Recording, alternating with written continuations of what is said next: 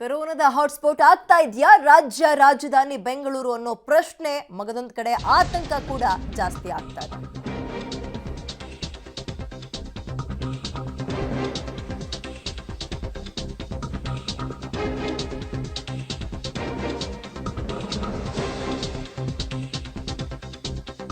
ಈಗಾಗಲೇ ಬೆಂಗಳೂರಿನಲ್ಲಿ ಕೇಸ್ ಜಾಸ್ತಿ ಆಗ್ತಾ ಇರುವಂತದನ್ನ ಅದರಲ್ಲೂ ಪ್ರಮುಖವಾಗಿ ರೂಪಾಂತರಿ ತಳಿ ಕೂಡ ಪತ್ತೆಯಾಗಿರೋದನ್ನ ಗಮನಿಸಿದ್ವಿ. ಇಬ್ರು ಸಾವನ್ನಪ್ಪಿದ್ದಾರೆ ಕೂಡ. ಈ ಹಿನ್ನೆಲೆಯಲ್ಲಿ ಕೊರೋನಾದ ಹಾಟ್ಸ್ಪಾಟ್ ಆಗ್ತದೆ ಬೆಂಗಳೂರು.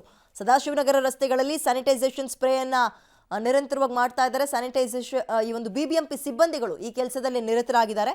ಸದಾಶಿವನಗರದ ರಸ್ತೆಗಳಲ್ಲಿ ಇದೀಗ ಸ್ಯಾನಿಟೈಸೇಷನ್ ಅನ್ನ ಮಾಡೋದ್ರ ಮುಖಾಂತರ ವೆಹಿಕಲ್ಸ್ ರಸ್ತೆ ಬದಿ ಎಲ್ಲ ಕಡೆ, ಯಾಕಂದ್ರೆ ಒಬ್ರು ವ್ಯಕ್ತಿ ಉಗುಳೋಗಿದ್ರು ಕೂಡ ಅದನ್ನು ತುಳಿದ್ರು ಬರುತ್ತೆ ಅನ್ನೋ ಆತಂಕ ಕೊರೋನಾದಲ್ಲಿದೆ. ಹಾಗಾಗಿ ಎಲ್ಲ ರೀತಿಯ ಮುನ್ನೆಚ್ಚರಿಕಾ ಕ್ರಮವನ್ನು ತಗೊಳ್ತಾ ಇದ್ದಾರೆ. ರಾಜಕೀಯ ನಾಯಕರುಗಳ ಮನೆಗಳು ಕೂಡ ಇರುವಂತಹ ಜಾಗ. ಇಡೀ ಬೆಂಗಳೂರಿಗೆ ಹಂಗೆ ಮಾಡಬೇಕು. ನೋಡೋಣ ಮುಂದಿನ ದಿನಗಳಲ್ಲಿ ಮಾಡ್ತಾರೆ ಹೇಗೆ ಏನು ಅಂತ.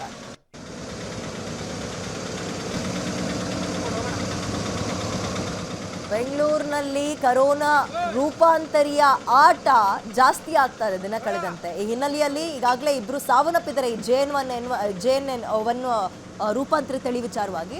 ಹಾಗಾಗಿ ಮುನ್ನೆಚ್ಚರಿಕಾ ಕ್ರಮವಾಗಿ ಈಗಾಗಲೇ ಹಳೆಯ ದಿನಗಳು ಮರುಕಳಿಸ್ತಾ ಇದೆ. ಸ್ಯಾನಿಟೈಸೇಷನ್ ಅನ್ನ ಸಿಂಪಡಿಸುವಂತಹ ಕೆಲಸವನ್ನ ಬಿಬಿಎಂಪಿ ಅಧಿಕಾರಿಗಳು ಮುನ್ನೆಚ್ಚರಿಕೆಯನ್ನು ತೆಗೆದುಕೊಂಡು ಸಿಬ್ಬಂದಿಗಳ ಹತ್ರ ಮಾಡಿಸ್ತಾ ಇದ್ದಾರೆ. ಅದರ ಒಂದು ಝಲಕನ್ನ ಗಮನಿಸ್ತಾ ಇದ್ರಿ. ಸದ್ಯ ಸದಾಶಿವನಗರದ ರಸ್ತೆ ಬದಿಗಳಲ್ಲಿ ಇಕ್ಕೆಲಗಳಲ್ಲಿ ನಿಲ್ಲಿಸಿರೋ ವೆಹಿಕಲ್ಗಳ ಮುಖಾಂತರ ಎಲ್ಲ ಕಡೆಗೂ ಕೂಡ ಸ್ಯಾನಿಟೈಸೇಷನ್ ಅನ್ನ ಸ್ಪ್ರೇ ಮಾಡ್ಕೊಂಡು ಹೋಗ್ತಾ ಇದ್ದಾರೆ. ಸೊ ಅಲ್ಲಿಗೆ ಒಂದು ಗಮನಿಸಬೇಕು, ಕರೋನಾ ಸದ್ದಿಲ್ಲದೆ ತನ್ನ ಆರ್ಭಟವನ್ನ ಜಾಸ್ತಿ ಮಾಡ್ಕೊಳ್ತಾ ಇದೆ. ಫೆಬ್ರವರಿ ತನಕ ಹೀಗೆ ಇರುತ್ತಂತೆ. ಇದು ಪೀಕ್ ಲೆವೆಲ್ ಅಲ್ಲೇ ಇರುತ್ತೆ, ಏರಿಕೆ ಆಗ್ತಲೇ ಇರುತ್ತೆ ಫೆಬ್ರವರಿ ತನಕ ಅಂತ ಹೇಳ್ತಿದ್ದಾರೆ. ಸೊ ಅಲ್ಲಿಗೆ ಇನ್ನೊಂದು ಎರಡು ತಿಂಗಳು ಬಹಳ ಮುನ್ನೆಚ್ಚರಿಕೆಯಿಂದ ಇರಬೇಕು.